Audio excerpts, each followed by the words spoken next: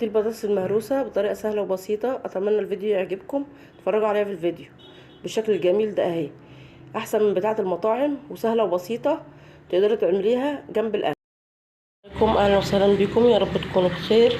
النهاردة هعمل لكم البطاطس المهروسة بتاعة المطاعم بطريقة سهلة وجميلة وبسيطة. هنبدأ بسم الله. معانا كمية من البطاطس مقشرة بالشكل ده كده وحطها في مية وغسلاها. هنسلقها بقى في حله فيها ميه على النار اهيت. هنحط البطاطس تتسلق وبعد في الميه هنحط شويه ملح صغيره. بعد ما تتسلق هقول لكم هنعمل فيها ايه. كده البطاطس اهي بعد ما سلقتها بالشكل ده كده. الاضافات بتاعتها بقى معانا فلفل احمر واخضر وقرنشطيطه، ومعانا معلقه توم مهروس، ومعانا خضار بقدونس وشبت وكزبره، ومعانا التوابل كمون وشويه شطه وشويه جوز الطيب وشويه ملح اهو بالشكل ده كده. هنهرس بقى البطاطس.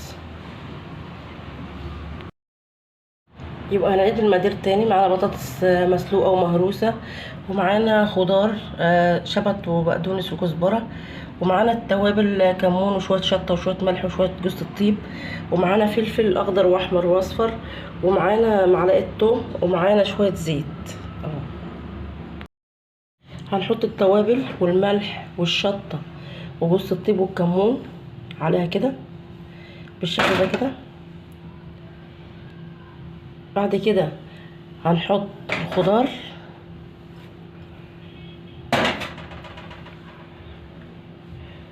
وهنحط الثوم والفلفل عليها برضو كده. انا هخلط المكونات دي الاول بالشكل ده كده.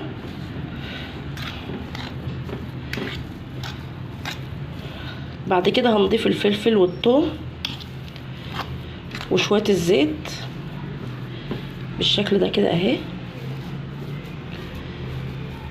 هضيف بقى الفلفل والثوم الاول اهو والفلفل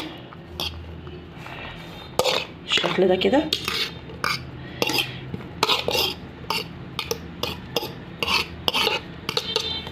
احسن من بتاعه المطاعم ونضيفه بالشكل الجميل ده اهي.